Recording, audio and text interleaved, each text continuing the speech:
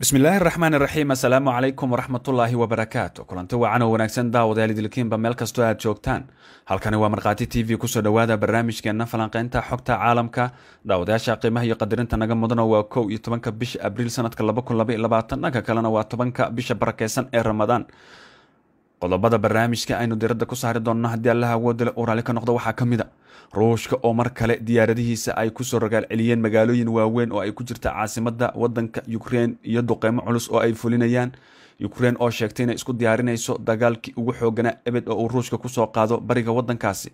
xog iyo macluumaad ku saabsan wararkii ugu dambeeyay dalka Ukraine ayaan idiin haynaa daawadayaal mar kale soo dhawaada daawada fadlan haddii aad nagu cusub tahay channelka subscribe noo saar sidoo kale fura gambalelka si aad u noqoto daawadaheena ugu horeeya mahadsanid aynu ku bilowno magaalada Kiev oo ah caasimadda waddanka Ukraine iyo goobo kale oo ka tirsan dalka Ukraine ayaa waxaa maanta mar kale laga maqlay dhawaqa seeriga digniinta weerarada dhanka cirka ah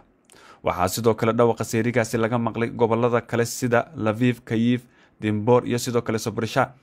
sida ay baahiyeen qaar ka mid a warbaahinta maxalliga tani ayaa waxa ay kusoo beegmaysaa iyadoo madaxweynaha Ukraine Zelensky uu uga digay muwaadiniintiisa inay u diyaar garoobaan howlgallo waaweyn oo uu ruushka ka sameeyo gobolada bariga dalka dhanka kalena tirada dadka ku dhintay gantaalkii lagu weeraray xarunta tareenada oo ku taala magaalada lagu magacaabo Kramatorsk ayaa gaartay 57 qof sida uu sheegay gudoomiyaha gobolka la taliyaha madaxweynaha Ukraine Mikhailo Podolyak ayaa u sheegay telefishinka qaranka in Ukraine ay diyaar u tahay dagaallo waaweyn oo ka dhana ruushka waxa uu intaasi ku daray in Ukraine ay ku qasban tahay inay dib u riixdo ciidamada Moscow ee ku sugan bariga Donbass halkaas oo Moscow ay maamusho laba gobol oo gooni u goosada dhanka kalena iyadoo ciidamada ruushka ay dib ugu gurteen bariga waddanka Ukraine ayaa waxaa soo shaac baxay cabsi laga qabo tuulooyinka ay ka baxeen ilaa iyo 1,000 qof ayaa ku noolaa halka lagu magacaabo Andriivka oo 60 kilomitir u jirta caasimadda Kiev ugu yaraan 40 ka mid ah dadka magaaladaasi ku noolaa ayay wararku sheegayaan in la dilay Anton ayaa dhowaan u dabaaldegay dhalashadiisa 23 markii ciidamada ruushku ay soo kaxeysteen isla markaana ay si qasab ah uga soo wateen gurigiisa oo ku yaala Andriivka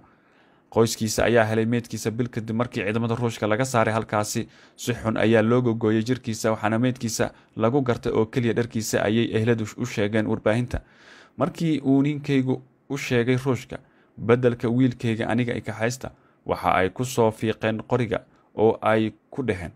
gurigaaga tag haddii kale waanu idin kaxaysanaynaa dhammaantiinba tuulada Andriivka waxaa hareeyay dagaal iyo duqeymo ay geysanayeen ciidamada waddanka ruushka xaaladda iyadoo ay tahay mid aad u xoogan ayaa dhinaca kalena Ukraine waxa ay xaqiijisay inay diyaar u tahay dagaal aad u weyn oo ka dhaca bariga dalkaasi kaas oo muhiimad gaara u leh Moscow iyadoo daadgureynta dadka rayidka ahna ay sii socoto cabsi laga qabo weerar ku soo wajahan gobolkan waxayna xukuumadda Ukraine ku dhawaaqday axadii shalayta ahayd in ka badan 1200 oo meed ah ilaa hadda laga helay gobolka Kiev oo qayb ka mid ah ciidamada ruushka ay maamulayeen dhowr toddobaad isla waqtigaasina wakaaladda wararka Reuters waxa ay sheegtay in 2 qof ay ku dhinteen duqeyn ka dhacday deegaanka lagu magacaabo Derhach oo magaalada Kharkiv ka tirsan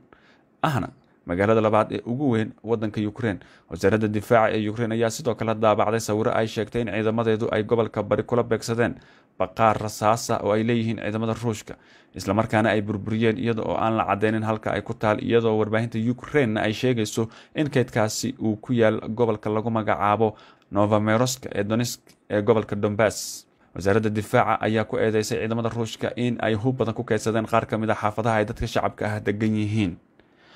ciidamada Ukraine waxa ay sheegeen in ruushka uu sii wado xoojinta cutubiyadiisa military isla markaana uu geenayo bariga waddanka Ukraine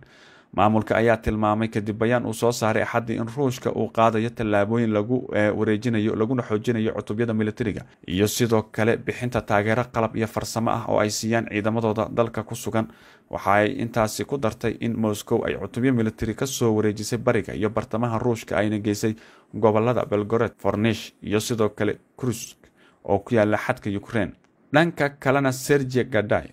oo ah madaxa maamulka militariga gobolka ee ciidamada Ukraine ee Luhansk ayaa sheegay in ciidamada ruushku ay isku dayayaan inay qabsadaan gobolka Donbass oo dhan waxa uu intaasi ku daray hadal uu soo saaray in ciidamada ruushka iyo qalabkoodaba ay ku urureen gobolka si ay mustaqbalka ugu diyaar garoobaan dagaallo waaweyn isagoo carabka ku adkeeyay in ciidamada Ukraine iyaguna ay u diyaarsan yihiin arrintaasi dhinaca kalena Oleksiy oo ah la taliyaha madaxweynaha Ukraine ayaa sheegay in ciidamadoodu ay wadaan howlgallo ka dhana weerarka ee uu qorsheynayo ruushka ayna gacanta ku hayaan waqooyiga waddanka Ukraine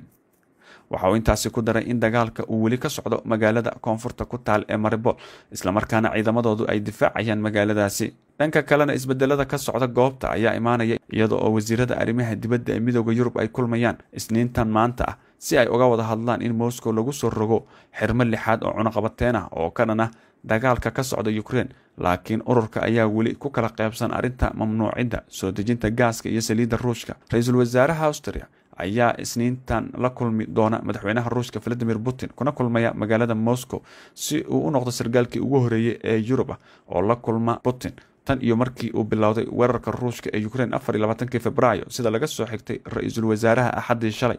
iyadoo madaxweynaha Mareykanka Joe Biden uu qorsheynayo in uu wadatashi muuqaal la yeesho ra'iisul wasaaraha Hindiya Narendra Modi maanta Isniina. aqalka cad ayaa arrintan ku dhawaaqay. dhammaadkii toddobaadkan Jarmalka waxaa ka dhacay mudaharaadyo dhowr ah oo muran badan dhaliyay kuwaas oo ay ku baaqeen bulsho weynta ku hadasha afka Ruushka ee dalkaas kuwaas oo loo arko in lagu hayo takoor tan iyo markii uu bilowday duulaanka Ruushka ee Ukraine. dagaalada ka soconaya wadanka Ukraine ayaa u muuqanaya kuwo wajiyo cusub yeelan doona iyadoo dagaaladana laga yaabo inay ku fidaan aagag badan oo ka tirsan wadankaasi. inta badanna hadda waxaa la saadaalinayaa dagaalada inay ka dhici doonaan dhanka bariga. ciidamada Ruushka ayaa halkaasi si aad isugu qalabeeyay. dhinaca kalena Ukraine waxa ay doonaysaa inay iska difaacdo ciidamada wadanka Ruushka waxaana ay sheegtay in ciidamadeeda kaydka iyo kuwii difaacaya magaalada caasimadda ee Kiev in lagu soo ururinayo dhanka bariga si ay uga hortagaan weerarada uu damacsan yahay Ruushka. dowladda Ruushka ayaa qorsheynaysa inay wax ka bedesho xeeladaheeda dagaalka inkastoo hadda ayba ku soo rogaal celiyeen magaalooyin horey duqeymaha looga dhaafay sida magaalada caasimadda ah ee Kiev. lama soo sheegin wax khasaare ah oo ka dhashay duqeyntii ugu dambeysay ee ka dhacday magaaladaasi. hase ahaatee Ruushka ayaa isagu doonaya in uu burburiyo wadanka Ukraine. dhinaca kalena reer galbeedka ayaa iyagu ku dadaalaya oo kaliya sidii cunaqabateyn horle loogu soo rogi lahaa Ruushka. arrintaasina waxay kasii careysiinaysaa Ruushka oo isaguna xoojinaya weerarada ka dhanka ah Ukraine iskuna sii faafinaya meelo badan. arrinta kale ee cabsida ah ee aadka loo hadalhaya waxa ay tahay in meelaha uu qabsado Ruushka ay ka dhacaan falal la sheegay inay yihiin xasuuqyo iyo sidoo kale dhibaatooyin loo geysanaya dadka rayidka ah. inkastoo dowladda Ruushka arrintaasi ay iska bariyeelayso kuna tilmaamayso in weerarada iyo dadka la dilaya ay ka dambeeyaan ciidamada wadanka Ukraine. daawad aragtidaada fadlan qaybta hoose commentiga inoogu reeb. barnaamijkeena falanqeynta xogta caalamka idinkaga imaanaya Markhaati TV. wanaga intaas barnaamijka mid ka xigeentan ku kulmi doona. nabadgelyo. assalaamu calaykum waraxmatullaahi wabarakaatu.